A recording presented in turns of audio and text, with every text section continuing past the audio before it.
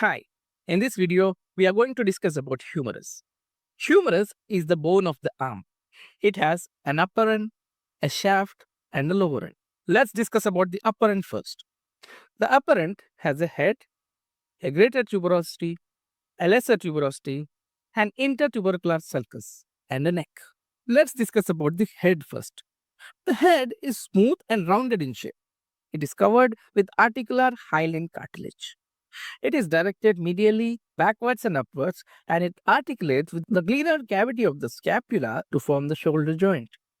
The glenoid cavity of the scapula is very shallow when compared to the head of the humerus, which allows for wide range of movements.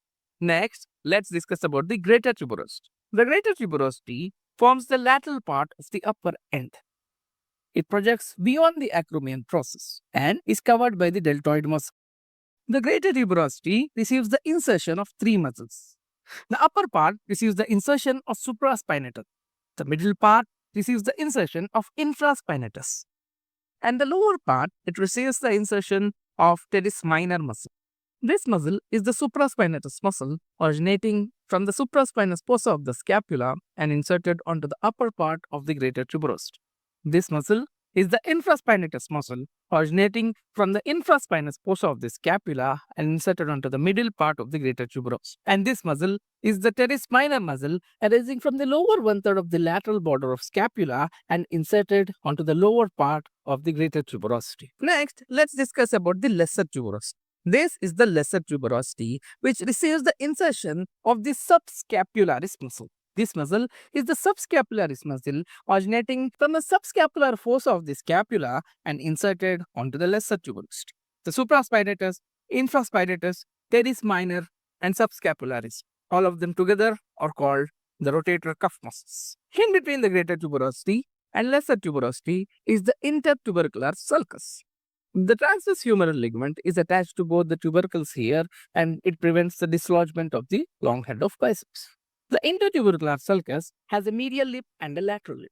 The lateral lip receives the insertion of the pectoralis major muscle. This muscle is the pectoralis major muscle, originating from the sternum and the clavicle and then inserted onto the lateral lip of the bicipital groove. The medial lip of the bicipital groove receives the insertion of the teres major muscle.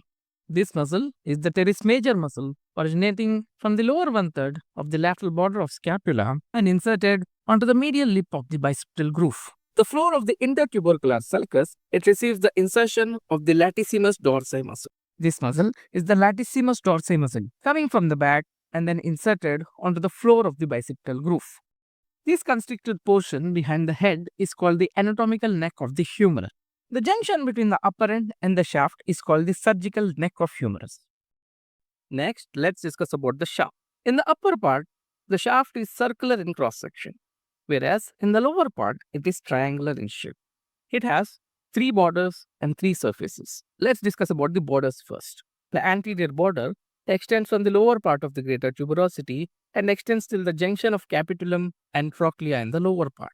The upper one-third of the anterior border forms the lateral lip of the bicipital groove, which receives the insertion of pectoralis major muscle as discussed before. Next, let's discuss about the medial border. The medial border extends from the lower part of the medial lip of bicipital groove till the medial condyle in the lower end. In the upper part, it receives the insertion of the teres major muscle. Next, let's discuss about the lateral border. The lateral border extends from the lateral epicondyle upwards. At the level of the deltoid tuberosity, the lateral border fades. And finally, it ends on the posterior part of the greater tuberosity. Next, let's discuss about the three surfaces: the anteromedial surface, the anterolateral surface, and the posterior surface. The anteromedial surface is between the anterior border and the medial border of the shaft. In the middle of the shaft, it receives the insertion of the coracobrachialis muscle. This muscle is the coracobrachialis muscle originating from the coracoid process of the scapula and inserted onto the anteromedial surface of the shaft of the humerus. Next, let's discuss about the anterolateral surface. The anterolateral surface is between the anterior and the lateral portion. In the upper part of the anterolateral surface is the V-shaped deltoid tuberosity, which receives the insertion of the deltoid muscle. Below the deltoid tuberosity The anterolateral surface along with the anteromedial surface gives the origin of brachialis muscle. This muscle is the brachialis muscle originating from the anterior part of the shaft of the humerus and inserted onto the ulna. The rest of the anterolateral surface gives origin to the brachioradialis and extensor carpi radialis longus muscles. This muscle is the brachioradialis muscle originating from the anterolateral surface of the humerus and inserted onto the radius.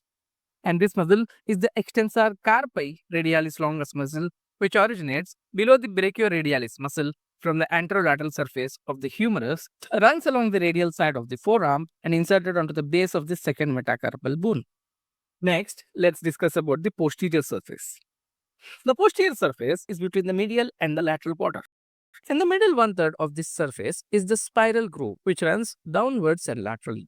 The radial nerve and the profunda brachial artery run in this groove.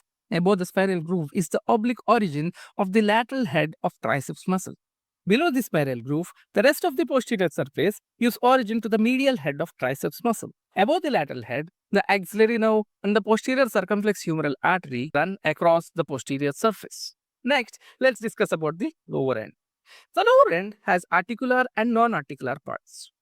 Let's discuss about the articular parts first. The capitulum and the trochlea are the articular parts. Let's discuss about the capitulum first. The capitulum is a spear-shaped structure. The anterior and the inferior parts of the capitulum are articular, whereas the posterior part is non-articular. The capitulum articulates with the head of the radius. In flexion, the front of the capitulum articulates with the head of the radius, whereas in extension, the inferior surface articulates with the head of the radius.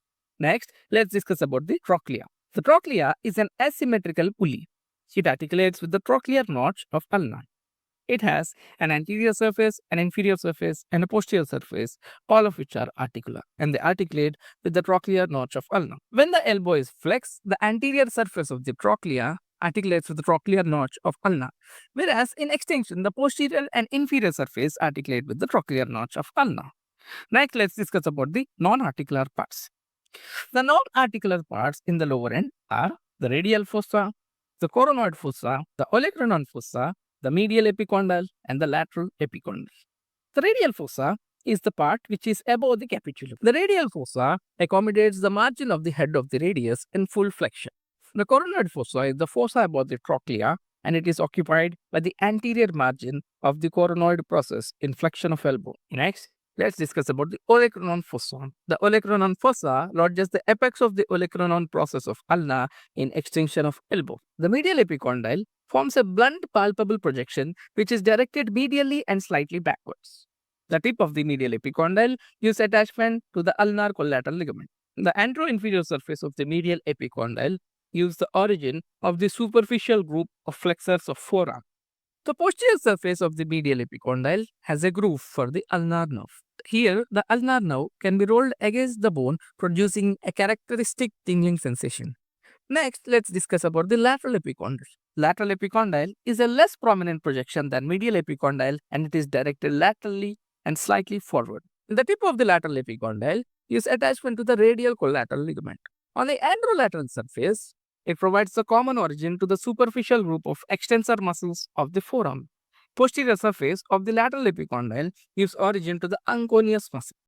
Next, let's discuss about the ossification of humerus. The humerus is ossified from one primary center for the shaft, 3 secondary centers for the upper end, and 4 secondary centers for the lower end. The primary center for the shaft appears at the age of 8 weeks of intrauterine life. The secondary center for the head appears at the age of 1 year. For the greater tuberosity, it appears at the age of 3 years, and for the lesser tuberosity at the age of 5 years. By the 6th year, all the secondary centers for the upper end, they fuse to form a compound epiphysis. This fuses with the shaft at the age of 20 years. Coming to the lower end, the lateral flange of the trochlea and the capitulum is formed at the age of 2 years. The medial epicondyle is formed at the age of 5 years. The medial flange of the trochlea appears at the age of 10 years. The center for the lateral epicondyle appears at the age of 12 years. The medial epicondyle fuses with the shaft by a separate epiphyseal line at the age of 16 years. The remaining 3 centers, they form a compound epiphysis and fuse with the shaft at the age of 18 years. Since the lower end of the epiphysis fuses earlier than the upper end of the humerus forms the growing end. Thanks for watching this video. Please consider liking, sharing and subscribing.